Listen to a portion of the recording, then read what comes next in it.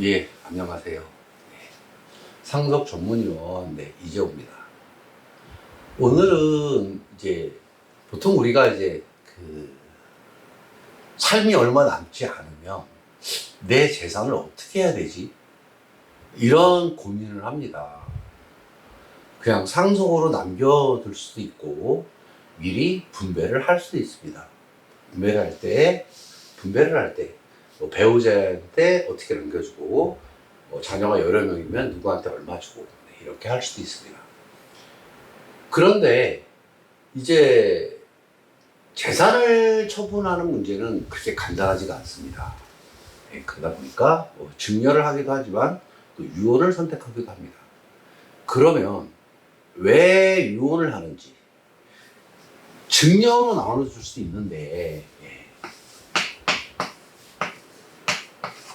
왜 이거를 하지 않고 유언이라는 방식을 선택을 하는지에 대해서 오늘 몇 가지 말씀을 드리도록 하겠습니다.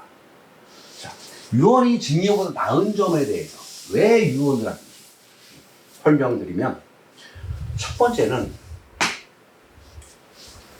분쟁입니다.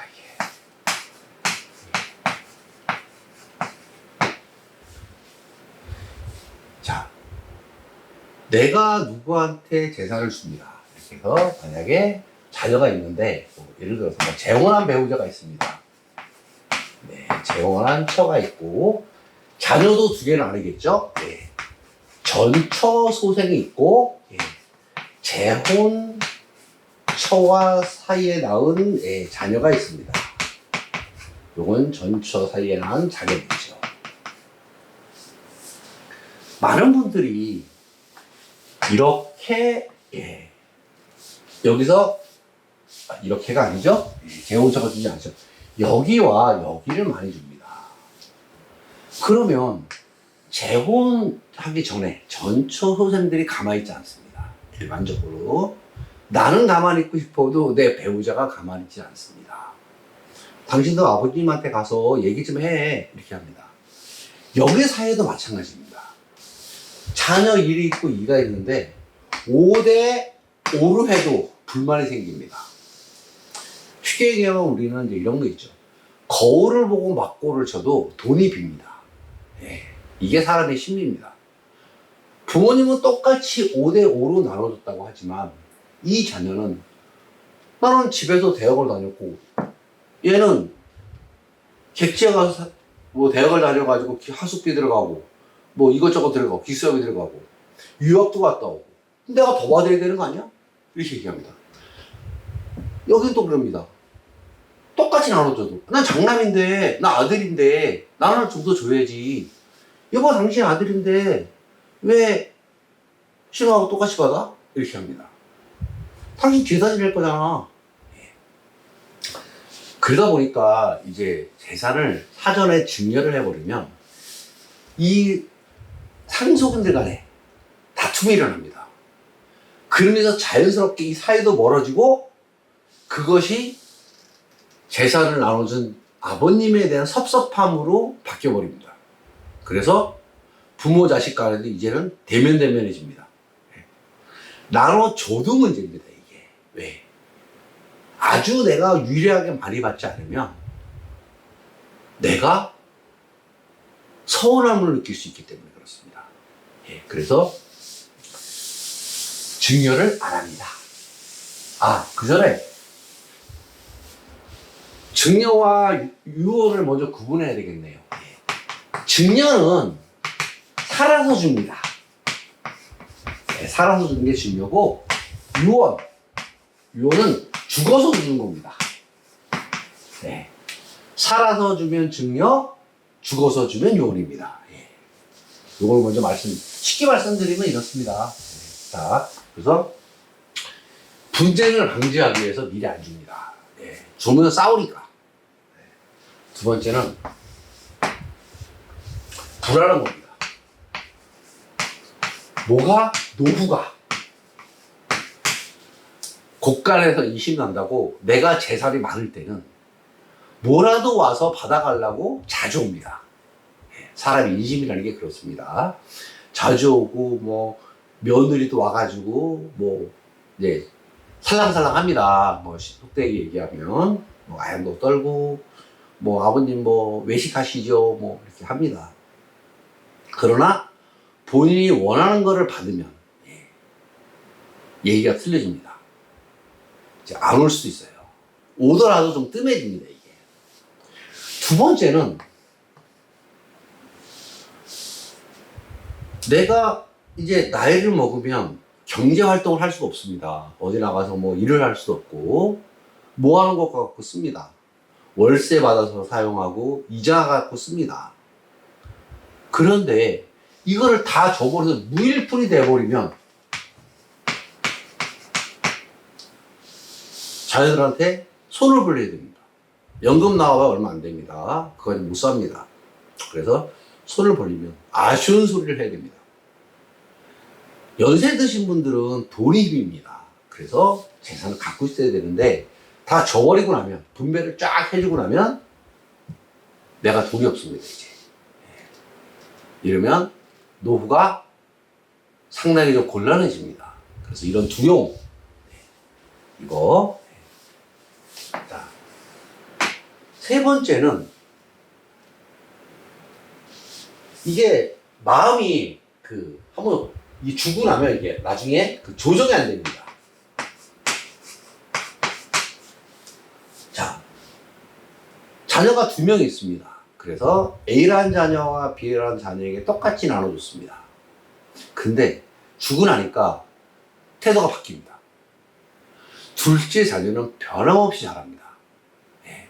그리고 오히려 더 잘합니다.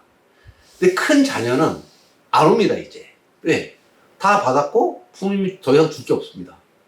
그리고 원래 상가를 줄 때는 거기서 나오는 월세 내가 받기로 했는데 안 줍니다. 근데 등기를 들어갈 때는 그냥 증여 이렇게 들어가지 뭐 조건 이런 게 안 들어갑니다. 뭐 쓰지도 않고 부모 자식 간에. 그래서 큰 자녀한테 야 다시 뺏고 싶습니다. 근데 안 됩니다, 이게. 일단 소유권이 넘어가면, 증여가 일어나면 이게 번복이 안 됩니다. 번복이 안 됩니다.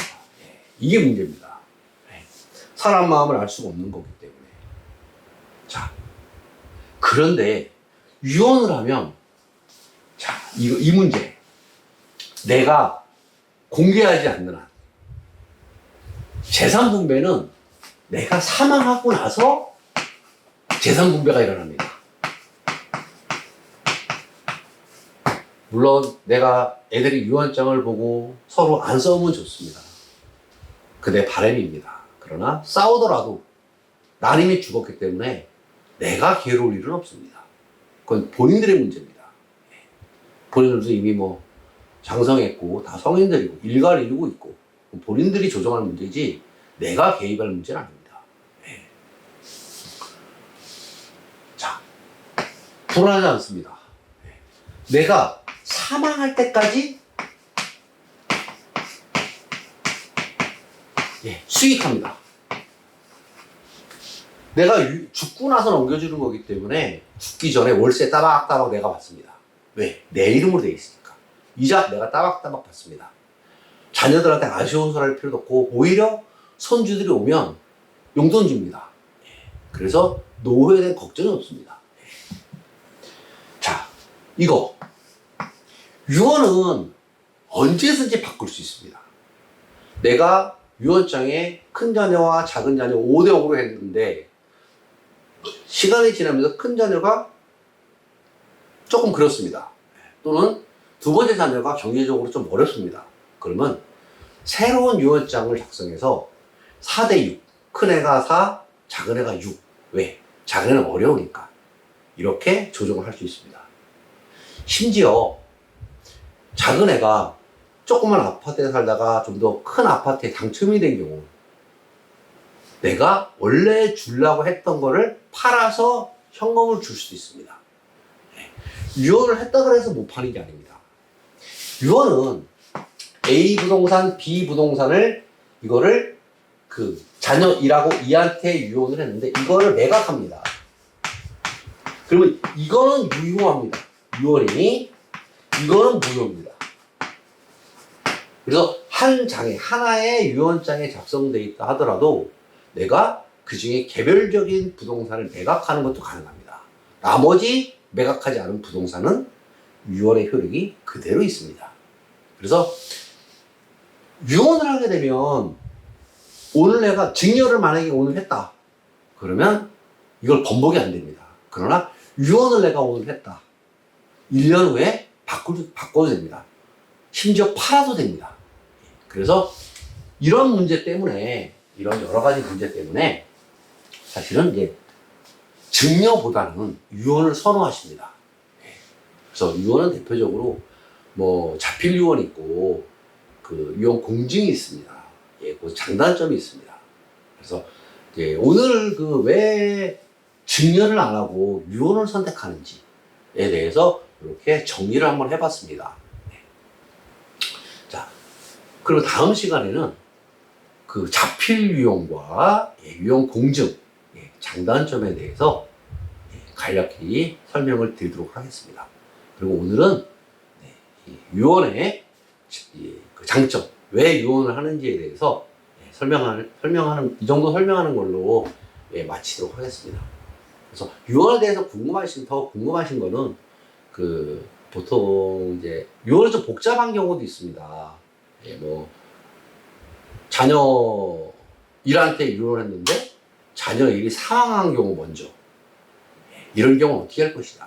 뭐 이런 여러 가지 이제 문제점이 있는데 구체적인 것들은 뭐 직접 저희 사무실에 전화하셔서 이제 상속 전문 변호사님들이 계십니다. 계시기 때문에 그분들하고 직접 변호사님하고 상담을 하시면 해답을 얻으실 수 있습니다. 자, 오늘은 유언에 대해서 증여와 비교해서 설명을 드렸습니다. 자, 그럼 다음 시간에는 자필 유언과 유언 공증에 대해서 한번 비교를 해보도록 하겠습니다. 자, 그럼 오늘 여기까지 하고 다음 시간에 다시 뵙도록 하겠습니다. 강의 듣느라 고생하셨습니다.